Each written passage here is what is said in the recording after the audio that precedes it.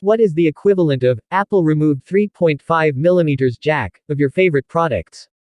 Cosmopolitan, the magazine. As a teenager, I read one my GF had in math class once, and for some reason just kept reading them. For 10 years, I bought it every month. When I was deployed, I had my wife buy it and send me a copy each month. On my bookshelf, I have them all lined up, because if you have an entire year of Cosmo, the spine of the magazine actually has a guy on it. It's usually their hot guy of the year, or whatever you call it. Well, in 2019, Cosmo decided fuck that. And they got rid of the guy on the spine. I can't tell you guys how much satisfaction I got when I finished a year out and could see the whole guy. It's really dumb because I'm straight, and I don't really care about it beyond knowing I finished something. But Cosmo got rid of the guy and I haven't bought another issue since. I really cannot stress how deeply upset I was about this. Edit. This has blown up way more than I expected, so I just want to say if Cosmo's marketing team sees this, they'll regain a customer if they bring Spine Guy back. This is the funniest and strangest thing I have read today. He's not gay, he's a cosmosexual. The cosmosexual. I am not gay per se, said he. To be a gay man is not me. I just enjoy. In section small. The guy along the spine. That's all. I'm not gay per se, said I. I'm a straight man, not even bi. I just enjoy seeing a reflection, so long. That thing in the mirror. That's my dong. Similar to this, a couple years ago Celestial Seasonings simplified their artwork on their boxes. I wrote a letter and I got back coupons with a, sorry you feel that way, letter. About 6 months later I got a, okay, we get it, we're going back to the old design, letter with more coupons. They held onto your old letter for 6 months and followed up after they changed their mind. That's actually amazing customer service. If you ever have a chance to visit their manufacturing plant in Boulder, CO, they have an amazing free factory tour. The peppermint room is like smelling peppermint with your brain. It just flows past the nose in a way that's hard to describe. It is without a doubt the most exceptionally minty location I've ever been in. I had to look this up to see what you were talking about, and I can see what you're saying. From a pure design standpoint, the new designs are better, but they don't really fit the kitschy image of the brand as well, they're not as homey and warm. Yeah, the graphic designer did nothing wrong, they were great designs for the box. It's just that marketing didn't understand that the old box design was their brand image. Seriously. I want that box to look like a decorative plate in a grandma's kitchen. Adobe products becoming subscription-based. I want to just pay once for Adobe Photoshop, not every single month. And thus, internet piracy flourished. Of course, installing software is probably the most dangerous thing to pirate. I hate Adobe's subscription model, but I suspect it actually reduced piracy. Before the subscription, a copy of Photoshop was several $100s. A lot of people are uncomfortable throwing that much on a piece of software, but are fine being nickel and dimed, paying monthly. Yeah, pre-subscription Adobe products were easily some of, if not the most pirated pieces of software out there. The justification was always that professionals who could actually afford it would always buy it anyway. The teenagers doing most of the Adobe pirating would never buy it, so it was acting as lock-in so that those kids wanted to use Photoshop when they went into industries. That was the story back in the day, anyway. I'm certainly one of those kids. 20 years later, I can afford to spend the money. But because of Adobe's licensing model, I decided to pay $300 for Capture One and $50 for Affinity Photo. Adobe could have had that cash, I was already comfortable with their products. Same, I went to school for Adobe specific editing software but switched to Affinity Photo and Design when they upped my rate. I'd had a discount from using their educational program which eventually expired and nearly doubled the monthly cost. Every year when my student discount expires, I do a simple 5-minute online chat with them and get them to continue the $20 per month full suite and 100 GB of cloud storage. I see a lot of people switching to other programs, but I feel like I just for the hang of PS. Edit. Sorry, it's 100 GB not 200 GB of cloud storage. I love Capture One and I've been looking for a way to be able to delete Photoshop. Is Affinity an adequate replacement? 100% yes, in my experience. There are some differences in the user interface, but I haven't personally run into a case where PS could do something Affinity couldn't. I do most of my work in C1, and only pop into PS when I want to retouch skin, edit out blemishes, or remove distracting background details. My main uses for Affinity. Asterisk removal of blemishes and other distracting elements. In painting, content-aware fill was an absolute requirement. Asterisk haze removal. Asterisk frequency separation, mostly skin retouching. A downside is that a lot of online tutorials are for Photoshop, and a lot of people work in PSD format. There's also the obvious, it's different, therefore it's bad, learning curve. Smiley face. Affinity also offers Designer and Publisher. Those can replace Adobe Illustrator, and InDesign, or Microsoft Publisher. That covers my most common needs. At some point, I'd like to get deeper into AI retouching. I don't necessarily want to do a hand retouch on all of my photos, and it'd be nice to have software which could do a quick enhancement. I haven't picked a video editing alternative. I'm thinking of DaVinci Resolve, but I just don't do a lot of video work at the moment.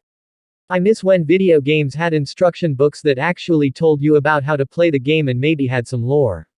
I know a lot of the time all that's in the game itself, but still. Edit. Thanks for the awards. Edit 2. I never thought my most upvoted and replied to comment would be about video game instruction booklets, haha. Edit 3. I need to figure out what Ultima is. Because my parents did not let me play video games on weekdays, I used to read instruction manuals during the week to get myself hyped for being able to play. There were some manuals that they used to put a lot of work in, explaining every mechanic, providing flavor text, and had neat decorations and stuff, all without spoiling anything. I remember the Fathom Hourglass manual had oceans and islands and chickens and boats and stuff on the bottom of every page, so as you read it, it was like you were going on a journey. The presentation from those manuals contributed greatly to my experience of those games. They really started to go downhill around 2010. I remember the Skyrim manual was pretty barebones, and some weren't even in color. Now they don't exist anymore, and even if they put one online, forums are better anyway. I used to read instruction manuals during the week to get myself hyped for being able to play. I used to have that big black Nintendo book of games, and would read it all the time. I didn't get an actual Nintendo until 2 years after buying the book. The original Xbox let you rip CDs to the hard drive so you could have custom soundtracks in a lot of games. Burnout and GTA 3, Vice City, San Andreas were so much fun with your own killer soundtrack. This is such an overlooked feature that nobody talks about. I loved having custom music in my games, especially racing games like NFS or Midnight Club. PS4 will let you play Spotify over games. I just mute the in-game music, leave the effects and voiceover and such, and poof, custom soundtrack to any game. Edit. Guys, I get it, Xbox does it too. I'm not trying to bash Xbox, I just don't own one, so I didn't know. Please stop saying Xbox does this too, lol. Double edit. For those wondering, just hold the PS button during your game and scroll down to Music. It's a slight hassle connecting your Spotify initially IRC, but you only have to do it once. You can also control it from your smartphone, tablet too. Most games actually auto-mute the in-game music anyway if you start playing music from Spotify. Pretty handy. Same with toothpastes. I get a lot of canker sores, and I learned there is a certain chemical, sodium lauryl sulfate, that causes them. Trying to find a toothpaste that doesn't have this ingredient is ridiculous. I ended up having to buy this crazy expensive Sensodyne paste, because it was literally the only one in the store that didn't have SLS. My husband is allergic to SLS, and I'm allergic to mint and cinnamon. We use Hello brand toothpaste in watermelon flavor. It's about the same price as regular toothpaste, but no sores for him and no chemical burns for me. The biggest issue we have is finding good body wash without SLS. It aggravates his psoriasis and causes cystic acne. Dove has a good sulfate-free line, but he says it makes his skin feel slimy. The other brands with sulfate-free selections tend to be a lot more expensive.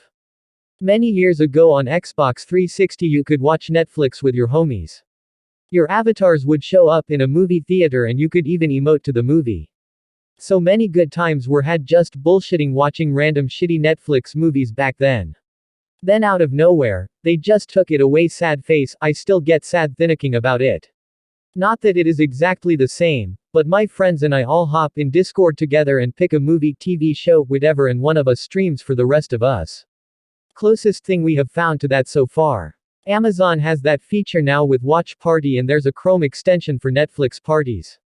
Not the same, but still cool to see. Old Lego Club magazines. I remember when I first got them as a kid, I would flip through the catalog pages of all the available sets.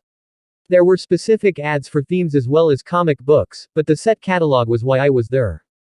Then in 2010 or 2011, I do not remember. They got rid of the catalog portions, which made the magazines pretty fat, and only left the ads, announcements, and comics. I liked flipping through the pages and seeing all the sets and prices. Hell, that was how I made my Christmas and birthday wish lists. Edit. Thanks for the silver. I don't know how I keep forgetting that Lego is still very popular. Edit 2. This has definitely become my most popular comment ever. I remember in the 90s the Lego Club magazines would include an album of mocks submitted by fans. That was awesome. I remember being quite angry at those. Some 8-year-old submitted a 10x 12-foot castle with a million pieces. Obviously his parents were millionaires, or he was Richie Rich, or it was his parents' build. Either way, it shouldn't have been shown in the Lego Club magazine. One of my favorite German words is Verschlimmbesserung. It's the word Verbesserung, improvement, merged with the word Verschlimmerung, deterioration. Improvisation. It's used for when people try to improve something but actually make it worse overall. Edit. Oh, my. This post exploded on me. I should add this word is not a correct word per se. Under the regular rules of the German language, you cannot merge words this way. Usually if you merge two nouns, they retain all their letters, which is why they have so many long words. Verschlimmbesserung is grammatically incorrect, but it is often used tongue-in-cheek by the cynical lower and middle class to describe something a higher authority, like politicians or business executives, do wrong. Its regular use has eventually put it in the German dictionary. Contrary to popular belief, the Germans have a great sense of humor. You can witness that in everyday life, they just don't have great stand-up comedians with a few exceptions. That's an awesome word. Cadbury Dairy Milk no longer exists, the recipe is the product, you can't change the recipe and expect us not to notice. Shrinkflation isn't even a problem if the recipe hadn't been changed. CDM is supposed to have a slight crumble, but it is now a squidgy palm oil-filled mess. Kraft Mondelez have adulterated something that, although not gourmet, was a gold standard of the mass market. It is now just cheap crap like everything else.